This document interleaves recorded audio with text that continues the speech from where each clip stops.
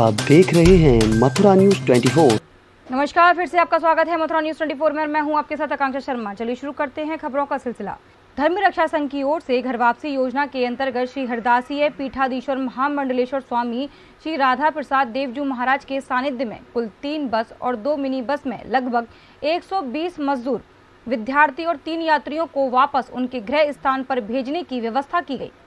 इन यात्रियों में 90 मजदूर एवं छात्र उत्तर प्रदेश के बांदा, चित्रकूट, महोबा आदि स्थानों में 3 बसों के द्वारा भेजे गए। इनके अलावा लगभग 30 तीर्थ यात्रियों को 2 मिनी बस के द्वारा पश्चिम बंगाल के लिए रवाना किया गया। सभी को वृंदावन से विदा करने से पूर्व उनके लिए भोजन, सूखा नाश्ता एवं पानी की बोतल इत्यादि की व्यवस्था धर्म रक्षा संघ की ओर से की गई। सब लोगों की यात्रा निःशुल्क करवाई जा रही है। इस बारे में बताते हुए महाराज मोहिनी शरण ने कहा कि आज प्रातः सुबह 8 बजे श्रीधाम वृंदावन से जो बंगाल से यात्री जो आए थे, लगभग 2 महीने से वो यहाँ बहुत परेशान थे। तो हम लोगों ने बंगाल सरकार से हम लोग बातचीत करी। वहाँ के लोगों ने उनका परमिट बना के हमें दिया और तत्काल प्रभाव से माननीय हमारे सर्वग्राम मिश्र एसएसपी वो सिटी मजिस्ट्रेट हमारे मनोज जी से और एसडीएम हमारे जो है उनसे मुलाकात करके तत्काल प्रभाव से उनकी परमिशन बनवाई और उन्हें आज हम लोगों ने विदा किया। तो कितने श्रद्धालु गए? लगभग 19 उसमें श्रद्धालु थे और अपनी सोशल डिस्टेंसिंग की वजह से 2 गाड़ियों को हम लोगों ने भेजा। धर्म रक्षा संघ निरंतर यही सेवा में लगा हुआ है। पहले हम लोग एमपी में काफ़ी बच्चों को भेज चुके हैं। कल भी हम लोगों ने करीब 90 लोगों को स्थानीय प्रशासन के सहयोग से चित्रकूट, महोबा और साइड में भेजा है। और धर्म रक्षा संघ ने एक अपना निजी कार्यालय खोला है जहां लोगों से हम लोग निवेदन कर रहे हैं कि जिस किसी को कहीं जाना है तो यहाँ अपना नाम लिखाइए और आधार कार्ड के हम प्रशासन से जितनी लिस्ट होती है हम प्रशासन को सौंप के उनके लिए तत्काल प्रभाव से उनके लिए बस लगवाते हैं। कोरोना वायरस वैश्विक महामारी के चलते संपूर्ण भारत में लॉकडाउन लगा हुआ है। सभी लोग लॉकडाउन पालन कर रहे हैं। इसी के साथ नगर निगम द्वारा साफ सफाई की व्यवस्था भी लॉकडाउन में लगातार जारी है। इसके बावजूद गौरानगर कॉलोनी स्थित मुल्लाजी वाली गली में लोगों ने विरोध प्रदर्शन किया और जिला प्रशासन के खिलाफ नारेबाजी की। लोगों का कहना था कि नाले में कई सालों से सफाई नहीं हुई है, जिसके चलते नाले में काफ़ी गंदगी जम गई है, जिसमें आए दिन मरे हुए जानवर पड़े रहते हैं, जिसमें से बदबू आती है और ये बीमारी को जन्म देती है। नगर निगम और ग्राम पंचायत में शिकायत करने के बाद भी कोई सुनवाई नहीं की जा रही है। ये नाले की वजह से किया है। नाले में इतनी गंदगी है, बदबू है, कोरोना से ज़्यादा बीमारी है नाले में पड़ी हुई है। जैसे खाना पीना अदरवाइज चीज़ें जो हम बाहर बैठ कर नहीं कर सकते हैं, इसलिए हम लोगों ने विरोध करने की इच्छा की। आपने नगर निगम में शिकायत की है? जिला प्रशासन से नगर निगम में शिकायत कर ली है, प्रधान जी के यहाँ पर भी शिकायत कर ली है, कोई रिस्पॉन्स नहीं मिला है। काफ़ी बार आप लोगों को भी बुलाया है, आप लोगों से भी काफ़ी बार फोन किया, कोई कुछ नहीं। सब जो कहते हैं कि हमारे उसमें नहीं आता, हमारे उसमें नहीं आता। कब से गंदगी हो रही है? ये कितने दिन? जी काफ़ी सालों से मसला इसका दबा हुआ है। मलबा इसमें डालते लोग, आसपास के जो गोबर है, बहुत चीज़ें इसमें, जैसे सुअर जानवर डाल जाते हैं, गैया गिरती हैं, इसमें बदबू आती है। तो इतना परेशानी होती है कि मतलब नाले के पास से गुजरने वाले लोगों को भी काफ़ी तकलीफ होती है। नाले के आसपास घर बने हुए हैं, उनको भी परेशानी होती है? उनको सबसे ज़्यादा परेशानी होती है और वही लोग खड़े हुए हैं जिनको परेशानी है। नाले के आसपास के लोग ही हमारे आगे पीछे खड़े हुए हैं। कोरोना वायरस के कारण ब्लड बैंकों में रक्त की भी कमी होने लगी है। लॉकडाउन के कारण दानदाता अपना रक्तदान नहीं कर पा रहे हैं। इसे देखते हुए रक्तदाता फाउंडेशन ने बुधवार को अग्रवाल धर्मशाला में एक बड़ा रक्तदान शिविर लगाया गया। जिला अस्पताल के सहयोग से कई युवाओं ने रक्तदान किया। साथ ही रक्तदाता फाउंडेशन ने सरकार की गाइडलाइन का भी पालन किया। इस बारे में बताते हुए रक्तदाता फाउंडेशन के अध्यक्ष ने कहा कि आज रक्तदाता फाउंडेशन के तत्वाधान में 32वां शिविर रक्तदान किया गया है। ये भी बता दूँ कि लॉकडाउन में ये 3रा शिविर है जो हम लगातार करते आ रहे हैं। तब तक कितने डोनेटर आएगा? अभी हमारी करीब 15 से 16 यूनिट हो चुकी हैं और आज कम से कम 50 यूनिट हम टारगेट किए। तो लॉकडाउन में कितनी यूनिट होंगे? लॉकडाउन में करीब 120 यूनिट हम करा चुके हैं अपने कैंपों के माध्यम से, ऑन कॉल के माध्यम से। और आज का कैंप 50 यूनिट के बाद एक 70 प्लस यहाँ पर पहुँचने की। मतलब लॉकडाउन में या कोरोना वायरस को देखते हुए इस समय रक्तदान की क्या आवश्यकता है? देखिए सबसे बड़ी चीज़ क्या है, लोगों के साथ समस्या ये है कि वह ब्लड बैंक तक जा नहीं पा रहे हैं और जाते भी हैं तो अपनी हेल्थ इश्यूज़ की वजह से या कोरोना के डर की वजह से वो जाना नहीं चाहते। तो हम कैंप के माध्यम से उनको एक सेफ इन्वायरमेंट में हम चाहते हैं कि वे आएँ और यहाँ डोनेट करें, जिससे ब्लड बैंकों में कभी रक्तदान ब्लड की हो रही है वो कमी ना रहे और ज़्यादा से ज़्यादा लोगों को ब्लड मिल सके। लॉकडाउन 4 लागू होने के बाद आम आदमी का जीवन अस्त व्यस्त हो गया है। लगभग 55 दिन से बाजार बंद होने के कारण लोगों की रोजमर्रा की चीजें उपलब्ध न होने की वजह से लोगों को भारी परेशानी का सामना करना पड़ रहा है। विशेष रूप से बाइक चलाने वाले वाहन चालक के सामने परेशानी आने लगी है। सर्विस और ऑटोमोबाइल्स की दुकानें बंद होने की वजह से ठीक नहीं करा पा रही हैं। लेकिन मथुरा मार्ग एक ऑटोमोबाइल सर्विस सेंटर में कोरोना योद्धा व सामान्य व्यक्ति की 2 वाहनों की परेशानी को देखते हुए सरकारी निर्देशों का पालन करते हुए ऑटोमोबाइल्स के मालिक ने जिला प्रशासन से अनुमति लेकर इस समस्या को दूर किया। इस बारे में बताते हुए संचालक ने कहा कि मैंने सर्विस के लिए ऑर्डर ले रखे हैं, मैंने जिसको मैं सर्विस प्रोवाइड करा रहा हूँ। अपने पुलिसकर्मियों के कई फ़ोन आ रहे हैं और अपने मेडिकल स्टाफ के फ़ोन आ रहे हैं। मेडिकल स्टाफ के भी फ़ोन आते हैं, डॉक्टरों के भी आते हैं, क्योंकि 2 व्हीलर है जो आने जाने में दिक्कत हो रही थी बहुत ज़्यादा। 3 महीने से हमारी गाड़ी ज़्यादा चल नहीं सकती, सर्विस देना पड़ता है उसके लिए। काफ़ी लोग हैं जो सर्विस के लिए आग्रह कर रहे थे डेली फ़ोन पे मेरे से, तो उसके लिए मैंने ये सिटी बजेस के हिसाब से ऑर्डर लेके तो लॉकडाउन खोल के बाद में आपको परमिशन मिलती सर्विस की। तो सर्विस आप किस प्रकार से कर रहे हैं? क्या हम लोग सर्विस कर रहे हैं, सबसे पहले जब गाड़ी आती है तो सैनिटाइज करते हैं पूरी गाड़ी को, तब हम अपनी वॉशिंग एरिया में ले जाते हैं। तो गाड़ी को पहले वॉशिंग करते हैं, वॉशिंग करने के बाद तब हमारा मैकेनिक लेता है गाड़ी को। उसके बाद में फिर हम लोग सोशल डिस्टेंस से सर्विस कर रहे हैं। गाड़ी की जो सर्विस करने का जो पद्धति है वो भी 6 फीट के ज़्यादा से दूर से कर रहे हैं। 4 रैंप हैं, 4 रैंपों में से 2 ही रैंप चला रखी है हमने, और तकरीबन आधे से कम स्टाफ आ रहा है मेरे पास। तो आपका जो सर्विस का काम ऑटोमोबाइल में चालू है, सेलिंग की जा रही है आपके द्वारा? नहीं, सेलिंग नहीं की जा रही, क्योंकि सेलिंग के हमारे पास राइट नहीं है अभी। जब तक हमें सरकार से कोई नियम नहीं मिल जाता तब तक हम सेलिंग नहीं कर पाएंगे। लॉकडाउन 4 की गाइडलाइन जारी होने के बाद मथुरा की यमुनापार पुलिस लॉकडाउन 4 की सख्ती से पालन कराने में जुट गई है। बुधवार को यमुनापार पुलिस ने लक्ष्मी नगर तराई पर चेकिंग अभियान चलाया, जिसमें लॉकडाउन 4 का पालन कराने के लिए जारी की गई गाइडलाइंसों को ध्यान में रखते हुए सभी आने जाने वाले वाहनों को चेक किया गया और 2 पहिया वाहन पर 1 से ज़्यादा सवार होकर चलने वाले को हिदायत दी। न मानने वालों के वाहनों के चालान किए गए, अन्य वाहनों के आने जाने के पास भी चेक किए गए। जब सारी दुनिया कोरोना वायरस जैसी महामारी से जूझने में व्यस्त है, उत्तर प्रदेश सरकार और कांग्रेस बीच मजदूरों को उनके घरों तक पहुंचाने को लेकर नूरा कुश्ती जारी है। पहले चिट्ठियों का दौर चला, फिर एक्शन की बारी है। मंगलवार को जब देर रात कांग्रेसी नेता बसों को ग्रेटर नोएडा के एक्सपो मार्ट लेकर जा रहे थे, उसी दौरान पुलिस प्रशासन और ARTO हरकत में आया और महामाया के पास इन बसों को रोककर नोएडा पुलिस ने कांग्रेस के उपाध्यक्ष पंकज मलिक समेत 20 लोगों के खिलाफ मुकदमा दर्ज किया, जबकि ARTO ने 2 बसों का फिटनेस सर्टिफिकेट न होने पर सीज कर लिया।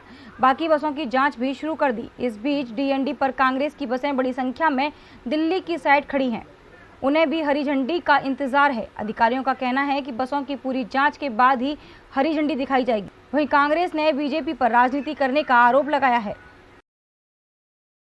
जहाँ तक बस का सवाल है तो सर आज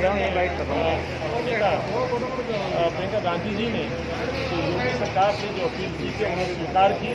उनके वादे के तहत उन्होंने हमसे बसें मांगी थी, वो बसें लेकर के हम पहुँचे हैं। आप देख सकते हैं नोएडा बॉर्डर DND पे हैं, गाजियाबाद में हैं और रस्ते में नोएडा के काफ़ी बसें हैं। तो यही बस स्टॉप में हम आए हैं। उसके बावजूद यदि हम पे मुकदमा लग रहा है तो मुकदमा एक अलग बात है, लेकिन इस आपदा में बहुत ज़रूरी है, आवश्यक है सब लोगों को अभी राहत देना।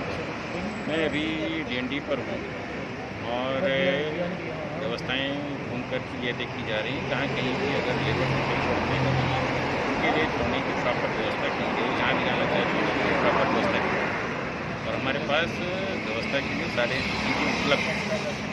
तो आप जहाँ आपको सड़क पर मजदूर मिलेंगे तो उनको बस में बिठाकर उनके गंतव्य तक पहुँचाएंगे? बिल्कुल बिल्कुल, कोई भी आदमी कोई भी तब ये सरकार का जो है संकल्प है, कोई भी लेबर जो है वो पैदल नहीं चलेगा। उसके लिए सारी व्यवस्थाएं हमसे सारी व्यवस्थाएं। सुबह से आपने कितने ऐसे मजदूरों को पहुँचाया है बस में? आंकड़ा तो फिलहाल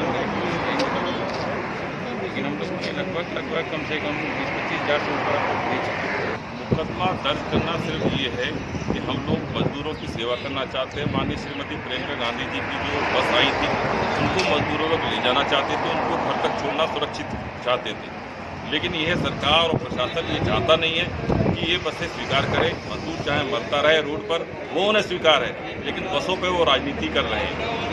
फिटनेस बता रहे हैं कि फिटनेस नहीं थी बसों की, कुछ रीज़न बताया जा रहा है। देखिए, सबसे बड़ी बात यह है कि आज मैं खुद इनके डिपो में गया था और मैंने कई बसों में जाकर देखा, ना तो उनकी फिटनेस है, ना वो इस लायक थी कि चलने लायक थी। लेकिन हमारी बसें जो गई उनको लगातार उत्पीड़न ड्राइवरों के साथ किया गया, उनको डंडे मारे गए कि आप यहाँ से भागिए। ये उत्पीड़न करा जा रहा है। फिटनेस के नाम पर हमारी बसों को जब्त किया गया है। अभी आप लोग कहाँ पर खड़े हैं? हम लोग बिल्कुल बॉर्डर पर, नोएडा और दिल्ली के बॉर्डर पर खड़े हुए हैं। अभी भी हमारे यहाँ पर बसें आई थी, लेकिन उन्होंने स्वीकार नहीं करी, इसलिए हमारी बसें वापस जा रही हैं। देखिए, कल शाम में हम लोग को सूचना मिली थी कि कुछ लोग 144 के वायलेशन में नोएडा एक्सप्रेसवे पे खड़े हैं। हम लोग मौके पर गए और वहाँ पे जाके देखा तो वहाँ पे करीब 40-50 लोग खड़े थे वहाँ पर, और वो किसी एक राजनीतिक दल से संबंधित थे। उनके साथ कुछ बसें भी थी। हम लोगों ने वहाँ पे जमा होने का कारण पूछा, कुछ लोगों ने बताया नहीं, और उसमें तत्काल वहाँ RTO की टीम भी आ गई। उन लोगों ने भी चेक किया, हमारी बसें जो थी वो बसेस डिफॉल्टर्स थी। उनको जो भी RTO की टीम के नंबर्स थे उन्होंने उसके बाद कार्रवाई करी।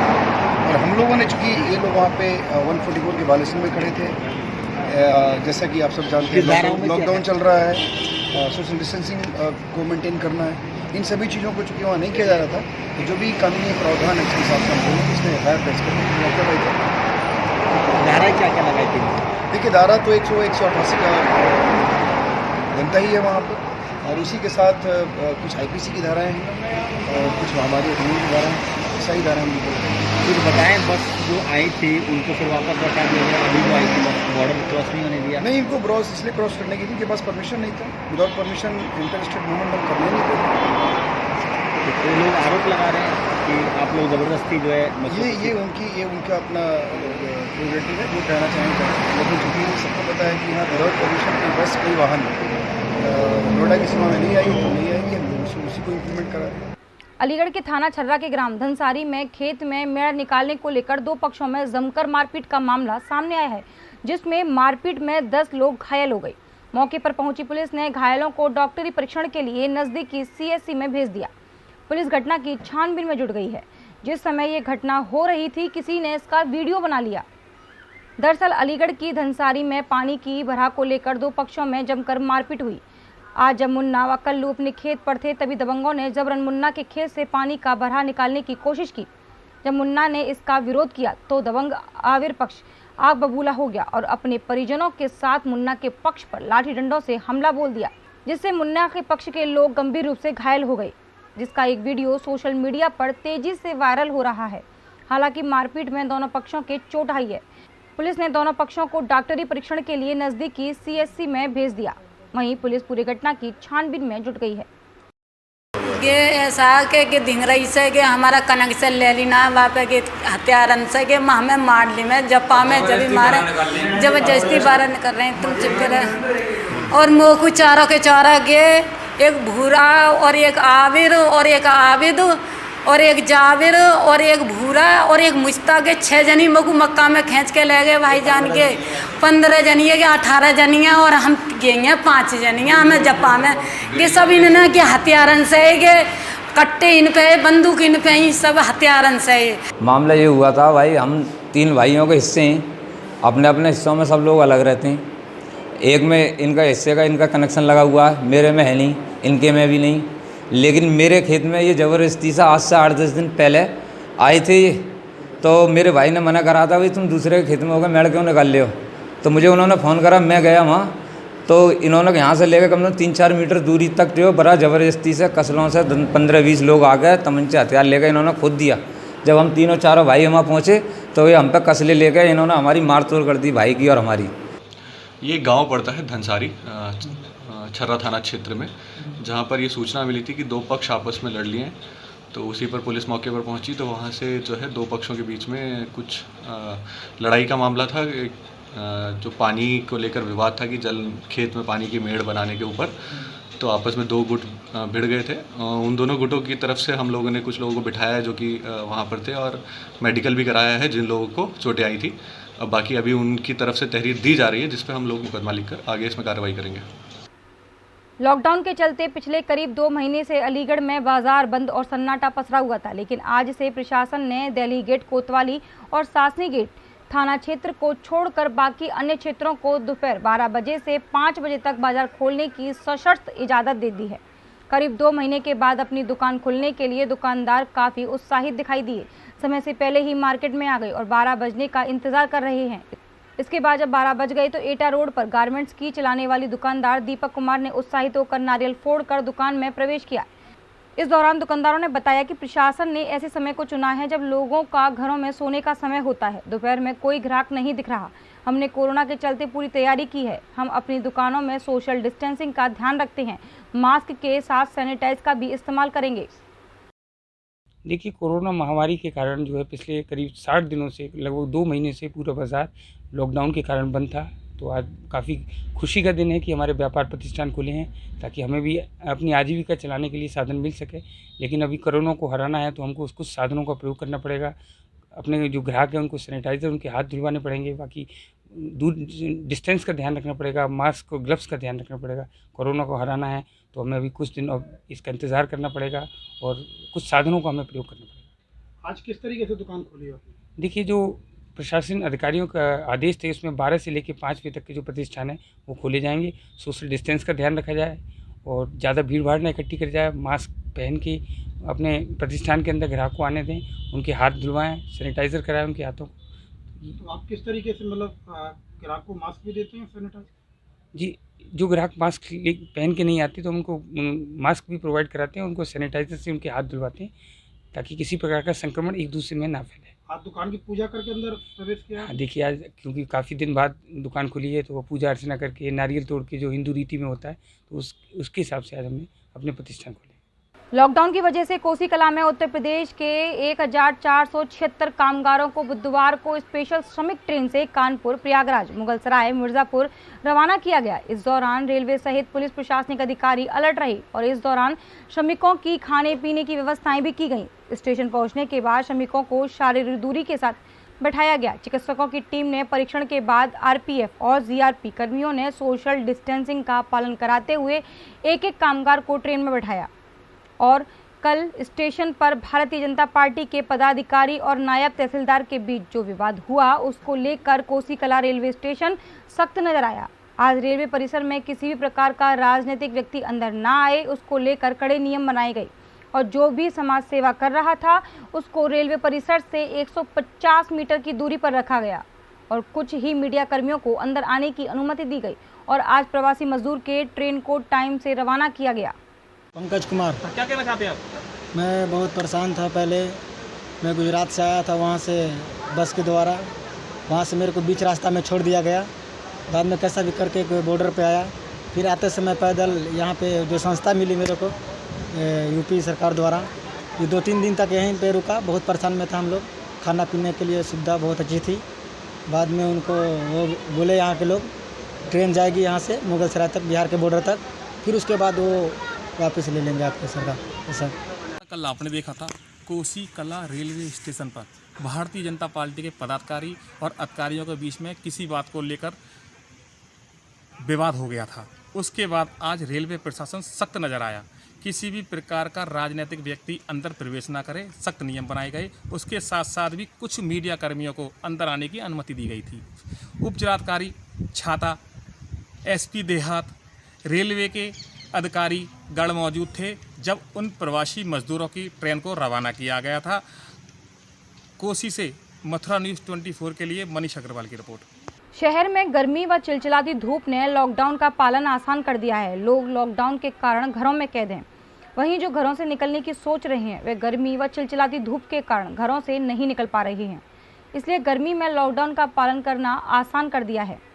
बुधवार को शहर में अधिकतम तापमान 42 डिग्री सेल्सियस रहा, जबकि न्यूनतम तापमान 25 डिग्री सेल्सियस रहा।